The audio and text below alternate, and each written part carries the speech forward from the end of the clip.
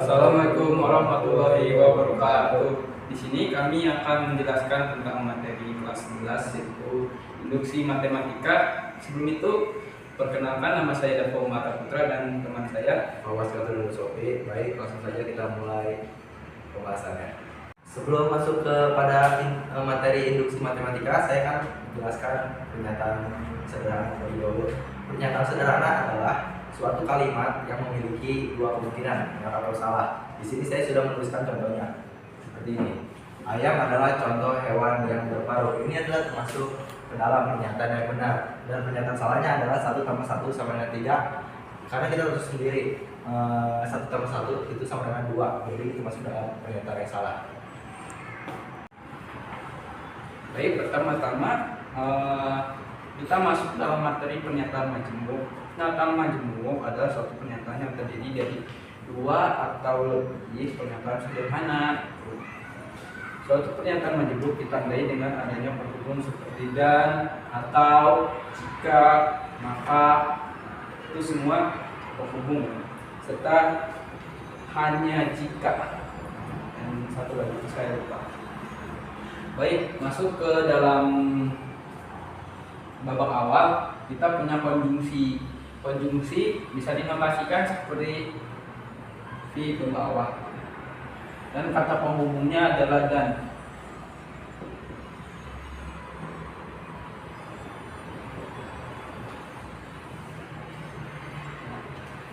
Di sini kita punya pernyataan P dan Q. Pernyataan P dan Q itu pasti B, D, S, S. Q kita punya D, S, D, S. Ini adalah pernyataan yang belum dicampur dengan ini, konjungsi. Ya. Jika kedua pernyataan ini digabungkan dengan konjungsi, kita dapat D. Kalau konjungsi ini B ketemu B, pasti jawabannya B, sisanya itu S, atau kita bisa bilang salah. Kita harus ingat ini kalau mau mengenal konjungsi. Nah, satu lagi yaitu negasi.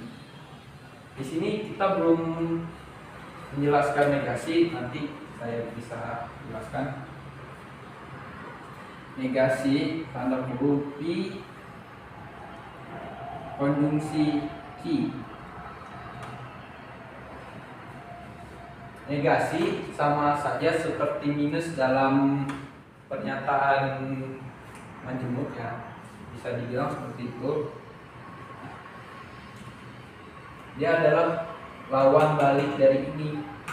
Jadi kalau negasi ketemu dengan konjungsi, yang tadinya B ketemu B itu benar, kita bisa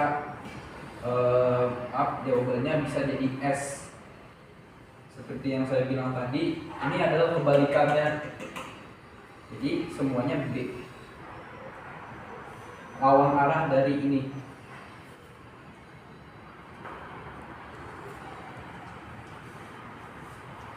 Ini yang penjelasan satu, ya, konjungsi. Baik, karena tadi sebelumnya negasi belum saya jelaskan dalam sesi ini. Negasi bisa dinotasikan seperti ini, ya. Negasi itu adalah lawan balik dari suatu pernyataan sederhana. Misal pernyataan yang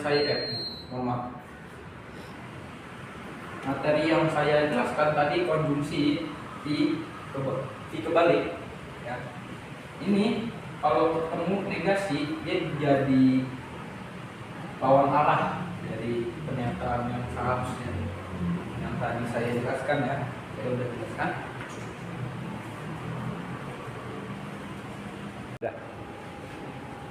Di sini setelah konjungsi kita akan menjelaskan tentang distribusi. Distribusi bisa dinotasikan sebagai V. Ini namanya diskusi. Dan kata pengguna adalah atau.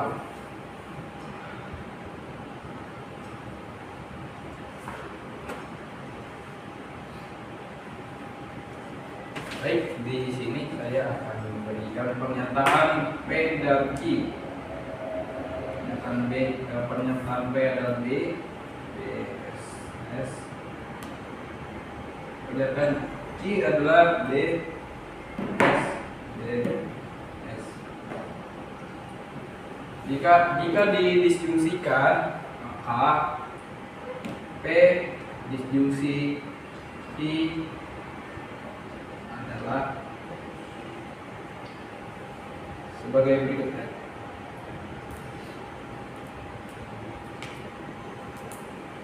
Disjungsi adalah lawan balik dari konjungsi, di mana jika konjungsi jika B ketemu B adalah B dan sisanya salah. Kalau disjungsi adalah jika S ketemu S, jawabannya B. Benar. Baik, di sini ada contoh negasinya. P negasi Q.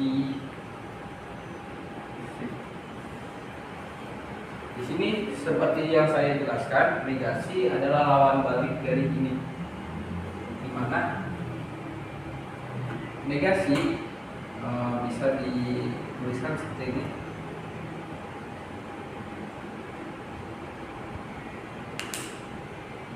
Dia adalah lawan balik dari semua pernyataan.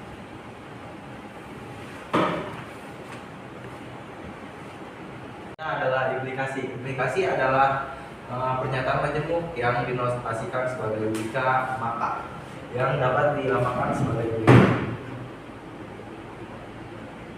Seperti ini ya.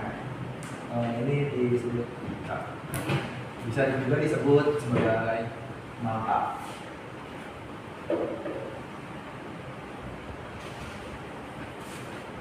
Tabel kebenaran dari implikasi ini seperti ini ya.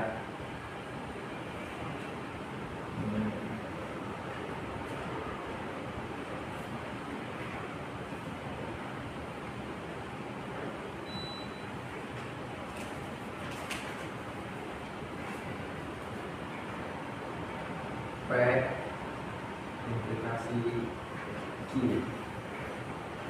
Dari implikasi ini kenyataannya B ketemu S sudah dipastikan S dan sisanya adalah B.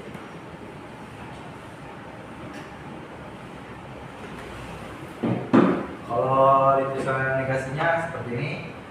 Negasi tadi sudah dijelaskan dengan teman saya, negasi adalah kebalikannya. Jadi kita dapat tuliskan seperti ini.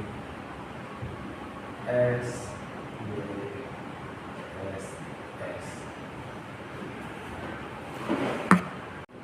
Setelah tadi kita mengenal implikasi, sekarang kita bakal menjelaskan tentang duplikasi. Duplikasi adalah pernyataan majemuk yang dapat disambungkan dengan jika dan hanya jika, yang dilambangkan seperti ini ya.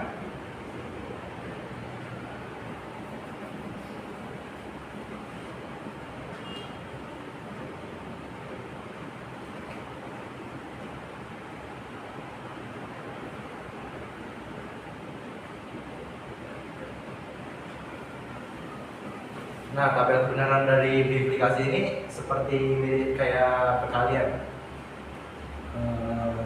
Sebelumnya P duplikasi Q.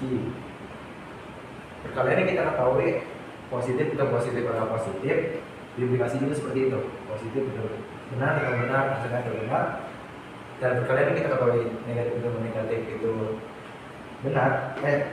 Positif, maka salah di sini salah atau salah adalah hasilnya benar, sisanya salah.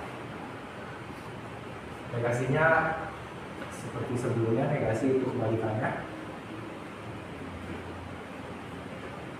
Kita tinggal tulis kebalikannya dari ini.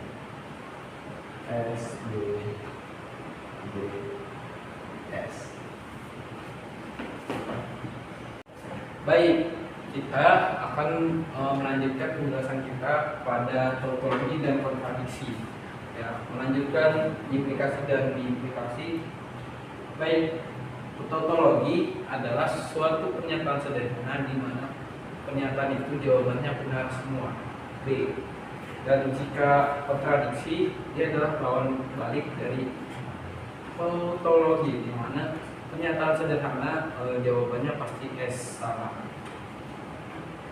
Baik, di sini kita punya satu soal, contoh soal. Ini adalah salah satu bentuk soal dalam bab ini, yaitu logika matematika. Jadi cara mengerjakannya adalah pertama kita rombak dulu satu-satu, ya. Rombak dulu satu-satu. Nih, di sini kita punya pernyataan P dan pernyataan I, di mana pernyataan P itu B, S, pernyataan I adalah B, S, B, S.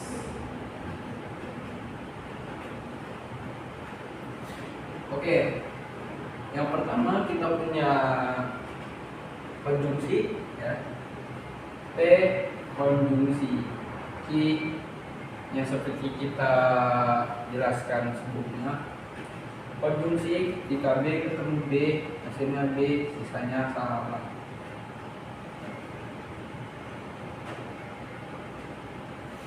Baik, selanjutnya kita punya implikasi. Implikasi I. Seperti teman saya jelaskan, implikasi jika B ketemu S, hasilnya pasti S.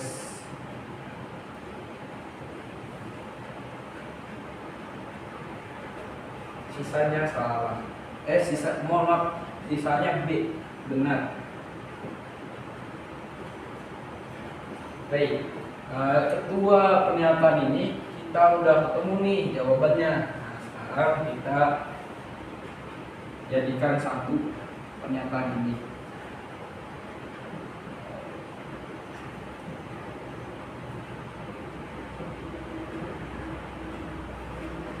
Baik, jika sudah seperti ini, pernyataan ini ya diimplikasikan dengan pernyataan ini, yang tadi kita cari. Baik, kita implikasikan semuanya. Jadi jawabannya adalah B benar, S ketemu S, B, S ketemu B, S ketemu B. Ini dinamakan tautologi, di mana semua jawaban dari pernyataan ini adalah benar. Tautologi.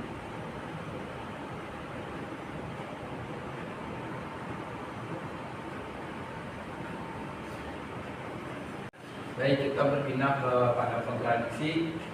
Di sini saya sudah punya contoh soal dari kontradiksi itu sendiri. Yang saya sudah jelaskan, kontradiksi itu suatu pernyataan yang dimana jawabannya itu pasti S salah semua. Baik, langsung kita kerjakan. Pengertiannya sama, kita bongkar satu-satu. Di sini kita punya P negasi Q negasi Q, ya.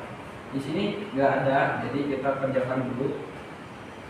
Negasi Q, yang seperti kita tahu, negasi adalah suatu lawan arah dari suatu pernyataan. Jadi negasi Q adalah lawan arah dari Q itu sendiri. Jadi yang kita dapat adalah S, B, S, B.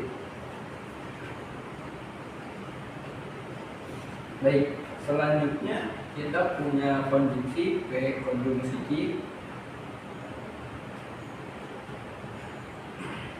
Yang kita tahu bahwa konjungsi itu B ketemu B itu pasti B, sisanya salah.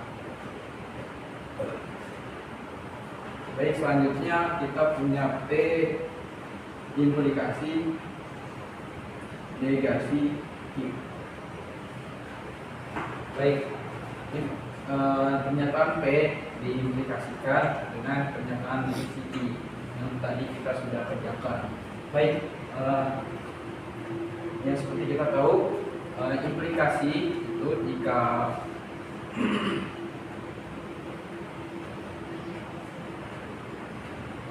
B ketemu S itu pasti jawabannya S ya. Oke. D ketemu S, S, sisanya B. Oke. Selanjutnya karena ini sudah dikerjakan satu-satu, kita satukan semua pernyataan ini.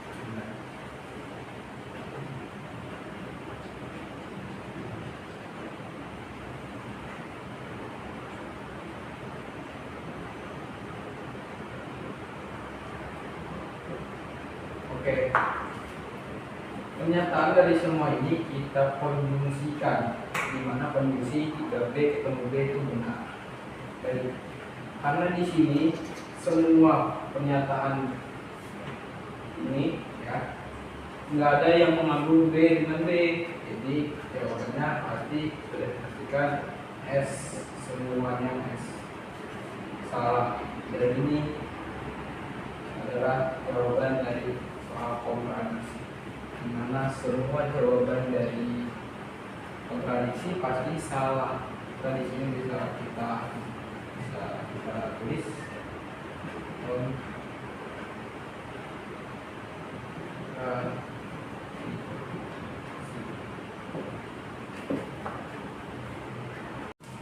baik. Setelah totally dan kontradiksi, kita lanjut ke ekuivalensi. Namanya ekuivalensi itu adalah dua pernyataan yang dikatakan ekuivalen apabila nilai kebenaran dari kedua pernyataan tersebut sama. Pernyataan-pernyataan yang ekuivalen itu dapat dinyatakan dengan hukum-hukum berikut. Jadi ekuivalensi itu pokoknya banyak lah hukumnya. Ekuivalensi itu bisa disimpulkan seperti ini. Ini adalah penghubung dari dua pernyataan yang bernilai sama. Baik, hukum yang pertama. Hukum yang pertama dinamakan hukum komutatif. Ini hukum yang pertama, kita tulis A. Baik, hukum komutatif ini bisa ditulis seperti hukum komutatif ini punya dua pernyataan yang sama. Satu adalah P di Q ekuivalen dari Q I E. Yang kedua kita punya P di Q ekuivalen I sama. Jadi ini pada dasarnya dibalik aja ya hukum komutatif ini. Baik, yang hukum kedua, hukum B. Hukum yang kedua adalah hukum asosiatif.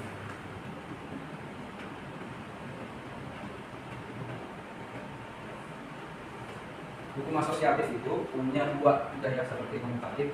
Dua hukum itu satu, kita punya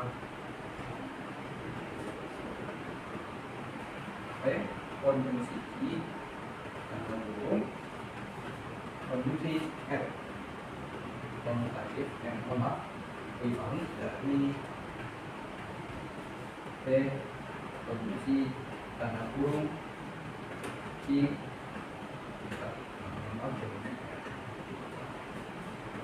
Yang kedua kita punya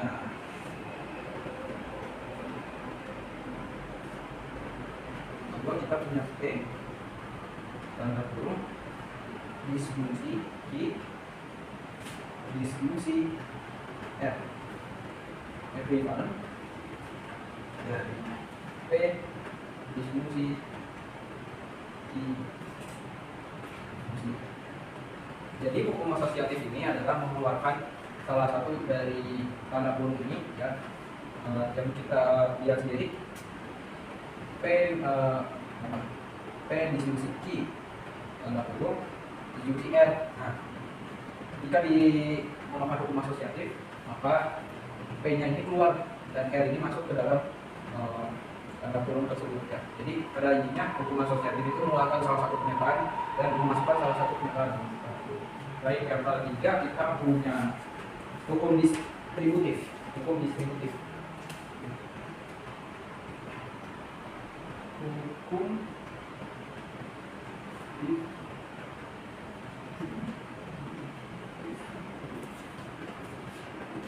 distributif ini punya sebuah hukum utama. Yang pertama kita punya P konjungsi berhuruf I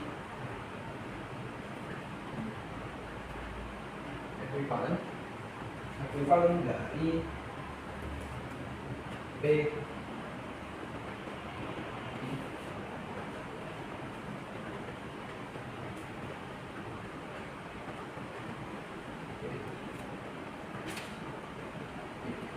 kedua kita punya dibalik lagi ya sebenarnya sama seperti ini cuma beda.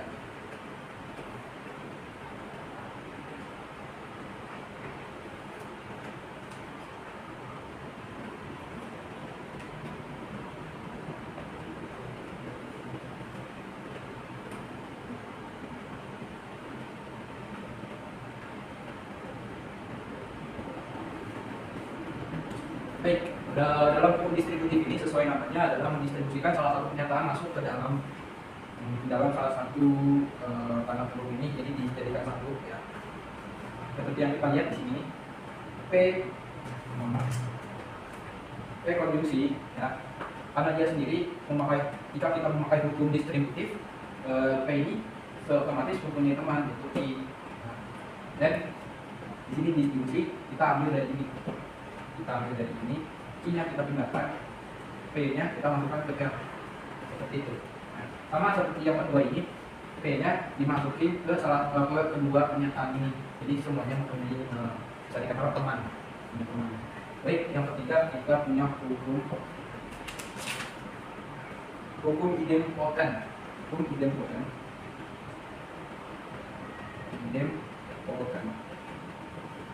Baik, yang pertama kita punya P ekuivalen dari yang kedua kita punya P distribusi I ekuivalen P.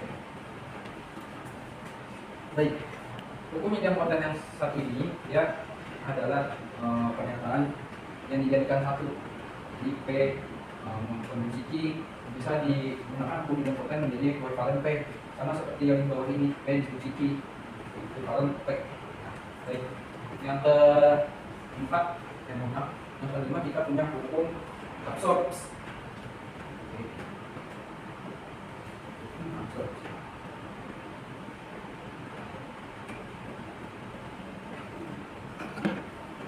Hukum absorpsi punya dua juga sama seperti yang lainnya.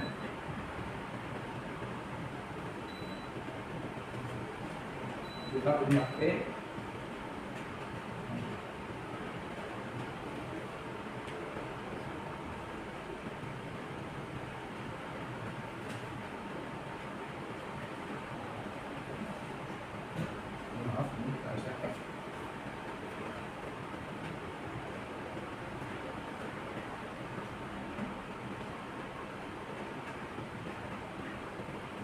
baik, hukum absorpsi ini mirip seperti hukum idempoten, cuman hukum absorpsi tersebut seperti kita lihat dia pernyataan yang awalnya ini dia lebih kompleks ya. Sama seperti idempoten, hasilnya pasti P diserap oleh hukum ini. Baik, kita hapus dulu. Baik, yang keenam kita punya hukum komplement. Hukum komplement itu punya 3 pernyataan. Yang pertama adalah P negasi I negasi P ekuivalen dari huruf. Yang seperti kita jelaskan tadi, O adalah lambang dari kontraposisi. Yang ketiga, yang kedua kita punya P distribusi negasi P ekuivalen dari I. Namanya itu sendiri seperti tautologi adalah suatu pernyataan yang benar semua, yang seperti kita jelaskan yang tadi. Oke. Yang ketiga kita punya negasi dalam kurung dikasih P, ekuivalen dari P itu sendiri. Kalian udah nggak asing dengan ini karena ini mirip kayak sifat perkaliannya, seperti minus dikali minus itu pasti hasilnya positif. Di hukum komplement ini juga sama. Pernyataan P, jika ketemu pernyataan seperti ini, ingat bahwa ekuivalen dari pernyataan ini pasti P itu positif. Baik, yang ketujuh kita punya hukum De Morgan.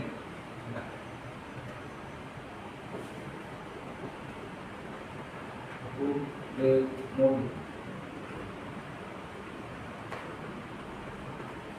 Hukum De Morgan punya dua pernyataan, yaitu satu dan dua.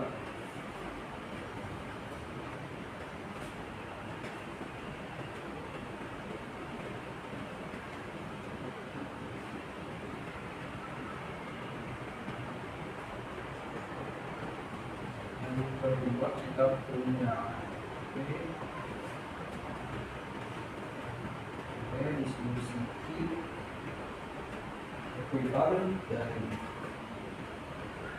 relasi P distribusi relasi. Baik, hukum De Morgan ini adalah mengubah semua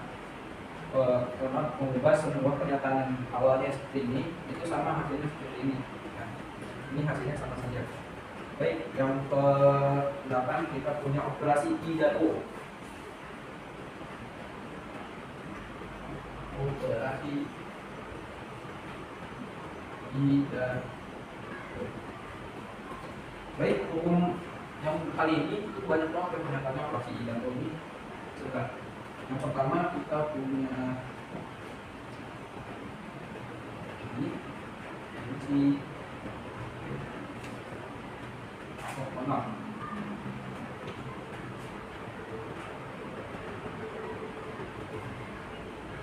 konduksi ya, konduksi ekuivalen dari P. Yang kedua kita punya O distribusi P. Yang ketiga kita punya ini distribusi E, ekuivalen dari hasilnya sama. Yang keempat kita punya O distribusi P, ekuivalen dari P. Yang kelima kita punya negasi I, ini ekuivalen dari O. Yang keenam kita punya negasi O, ekuivalen dari I. Bayang ya, soalnya operasi I dan O ini sama, hanya diputar balikan saja seperti ini 5 dan 6. Ya negasi, ekuivalennya pasti awal rilis dari ini. Oke, itu saja untuk operasi dan hukum dari ekuivalensi ini. Baik, sekarang kita masuk pada materi yang ketujuh, yaitu converse, inverse, dan kontraposisi. Yang pertama-tama adalah converse. Langsung saja, contoh converse itu adalah implikasi Q. Nah, converse dari P implikasi Q adalah Q implikasi P. Ini cuma dibalik aja ya, yang tadinya P di kiri, ini di kanan, dan yang dari kanan jadi kiri. Seperti itu. Lanjut ke yang inverse.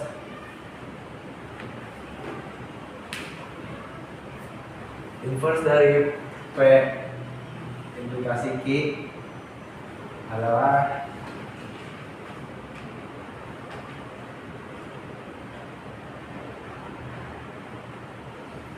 dapurnya kok pada selesai Gitu nih. Apa ya? Sekarang kita sudah masuk pada materi yang ketujuh, yaitu converse, inverse, dan kontraposisi. Yang pertama-tama kita dari converse terlebih dahulu. Converse. Nah, converse dari P implikasi Q adalah Q implikasi P. Di sini converse itu cuma dibalik, tadinya P yang di kiri dipindahin jadi ke kanan, dan Q-nya yang di kanan dipindahin ke kiri ya. Sekarang masuk ke inverse. Inverse P implikasi Q itu adalah negasi P implikasi Q. Ini cuman ditambahin negasinya doang dari keduanya ya, untuk dari inverse seperti itu. Yang terakhir adalah kontraposisi.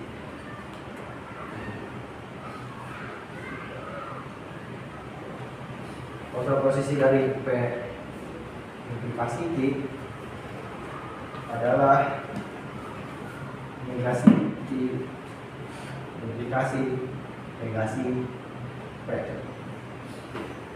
Ini seperti kayak kemudian digabungin yang P yang dari di kiri dipindahin ke kanan dan ditambahkan negasi.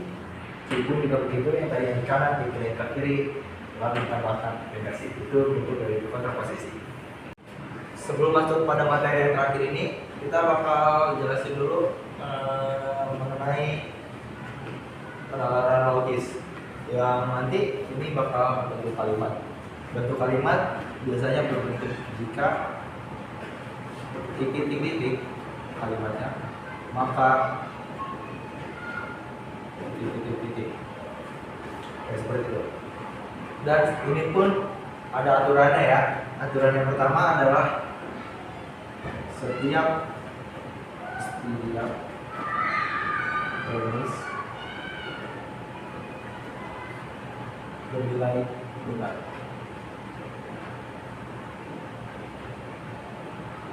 Maksud dari setiap premis bernilai benar ini, kita tidak bisa mengatakan premis tersebut. Ya, premis itu sudah benarnya seperti itu. Walaupun tidak salah, tetap premis harus digunakan. Yang keduanya adalah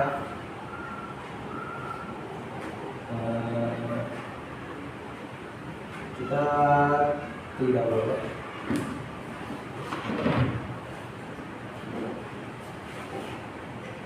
menyimpulkan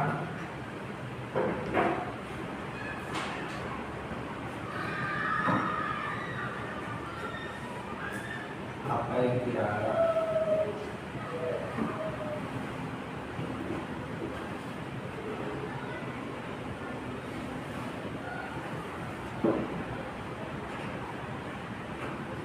Di dalam premis.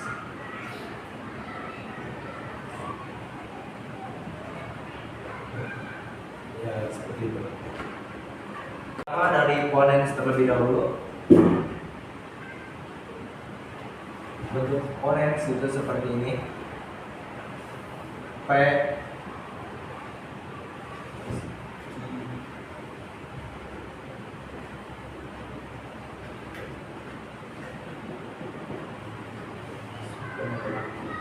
ini dibacanya seperti ini, premis 1 ini premis 2 ya. Dibacanya jika P maka Q, premis 2 nya P maka kesimpulannya harus Q. Ini bentuk ponens ya. Contohnya bisa seperti ini kalimatnya, kalimat jika hari Senin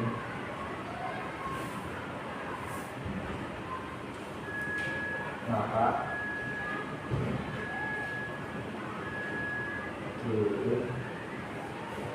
hujan.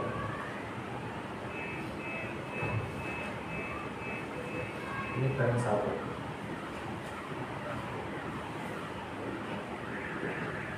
Premis 2 nya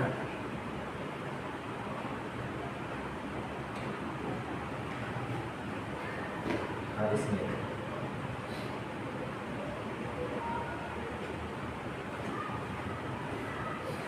Nah, bagaimana kita cara mencari kesimpulannya? Cara mencarinya adalah tadi seperti di awal, kemudian aturannya adalah jika kalimatnya maka kalimat. Nah, ini di kata-kata pertama di sini kita bisa dituliskan sebagai P, makanya bisa disebutkan seperti ini. Rumusnya adalah Q. Hari Senin. Hari Senin di sini dituliskan sebagai P. Nah, Jika P maka Q, jika P maka kesimpulannya Q. Di sini Q tertulis turun hujan. Berarti kesimpulannya adalah turun hujan.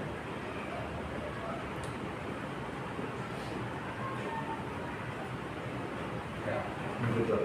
Phonetics. Setelah kita mengetahui phonetics, sekarang kita masuk kepada tones.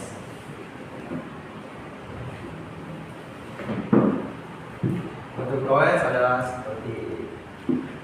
Jika P maka Q, terus sebenarnya itu negasi Q, kesimpulannya negasi P. Jika ditulis dalam kalimat seperti ini, misalnya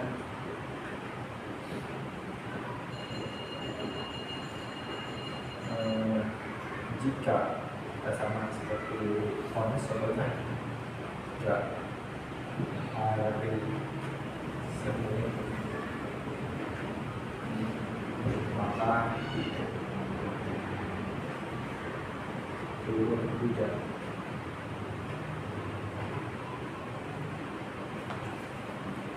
Ini keduanya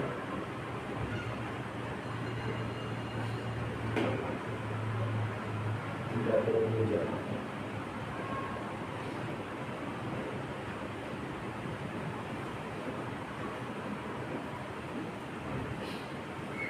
Kita simpulkan lagi, hari Seninnya ini adalah P, makanya ini adalah implikasi, masih turun hujannya adalah Q.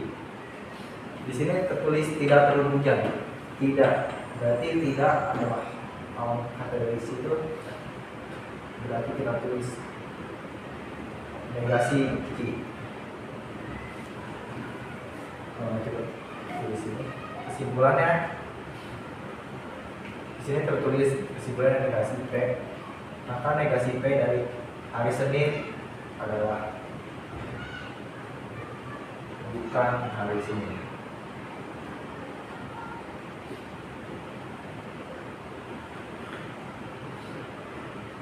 Ya.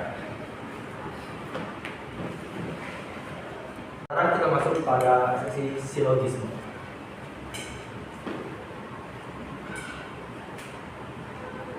Bentuk silogisme adalah seperti ini. Jika P maka Q, jika Q maka R. Kesimpulannya P maka R. Jika kita ubah ke dalam bentuk kalimat, bentuk seperti ini, satu, terus satu dulu.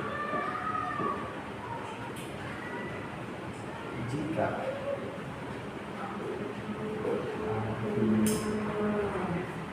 Senin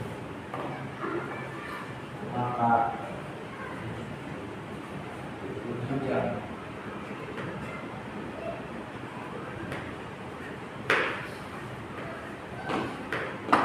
Yang premis duanya, jika turun hujan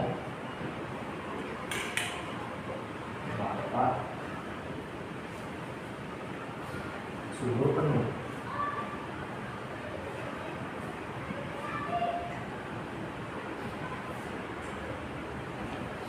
Nah, ini seperti tadi kita tulis ini hari Senin, di sedang waktu P, turun hujan adalah Q.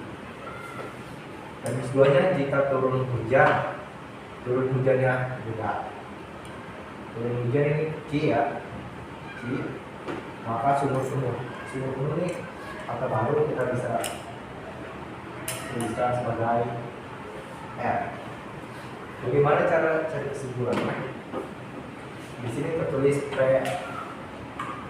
implikasi R.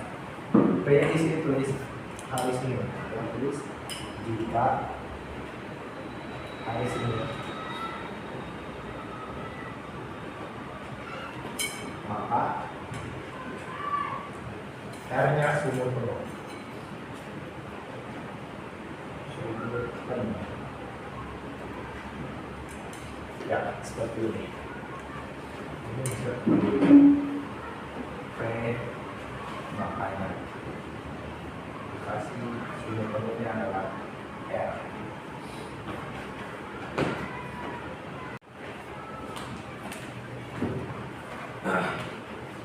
Satu, dua, tiga.